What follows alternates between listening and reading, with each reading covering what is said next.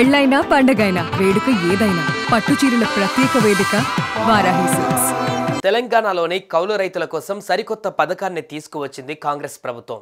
నిరుపేద రైతు కూలీల కుటుంబాలకు ఇందిరమ్మ ఆత్మీయ భరోసా పథకం అమలు చేస్తామని సీఎం రేవంత్ రెడ్డి ప్రకటించారు. అయితే ఇందిరమ్మ ఆత్మీయ భరోసా పైన రాష్ట్ర వ్యాప్తంగా రైతులలో చర్చ జరుగుతోంది. ఈ పథకాన్ని ఏ విధంగా ఇస్తారు, ఏ ప్రాతిపదికన కౌలు రైతులను గుర్తిస్తారు వంటి సందేహాలు ఇప్పుడు వ్యక్తమవుతున్నాయి.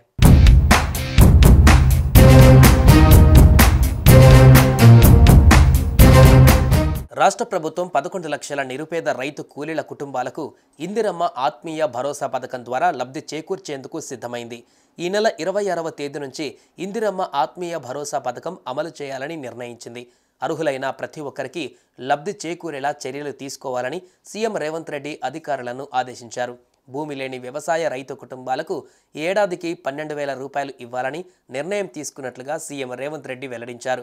గతంలో తాను పాదయాత్ర చేసిన సమయంలో కౌలు రైతుల కష్టాలు తన దృష్టికి వచ్చాయని, అందుకే భూమి లేని వ్యవసాయ కుటుంబాలకు కూడా ఏడాదికి 12,000 రూపాయలు ఇవ్వాలని నిర్ణయం తీసుకున్నట్లుగా తెలిపారు.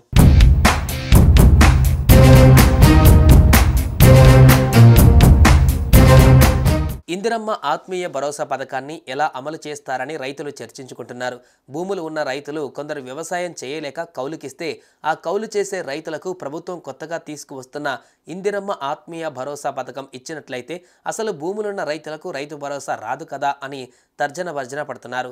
కౌలు రైతులకు 12,000 రూపాయలు ఇస్తామని ముఖ్యమంత్రి రేవంత్ రెడ్డి చేసిన ప్రకటన కౌలు చేసుకుంటున్న రైతులకు సంతోషాన్ని కలిగిస్తుండగా, కౌలుకు తమ భూములను ఇచ్చిన రైతులకు మాత్రం ఆందోళన కలిగిస్తున్నట్లు తెలుస్తోంది.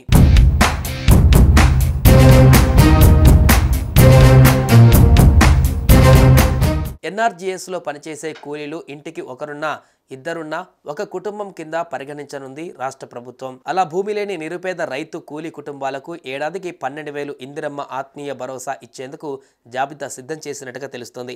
అలాంటి కుటుంబాలు దాదాపు 11 లక్షలు ఉన్నట్లుగా తెలుస్తోంది.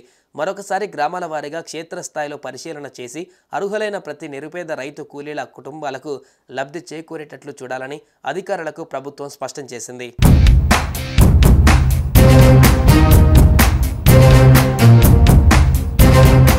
కౌలు రైతులకు ఇందిరమ్మ ఆత్మీయ భరోసా ఇవ్వాలంటే ఆ రైతు ఏ పొలంలో వ్యవసాయం చేస్తున్నారు, దాని తాలూకా కౌలు పత్రాన్ని తీసుకోవాలా?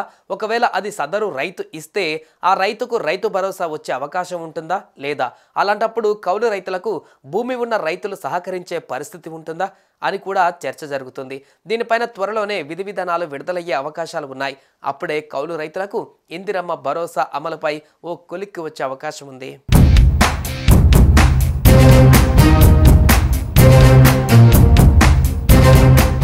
సుమన్ టీవీలో మీ పర్సనల్ అండ్ బిజినెస్ ప్రమోషన్స్ కోసం కింది నెంబర్కి కాంటాక్ట్ చేయండి.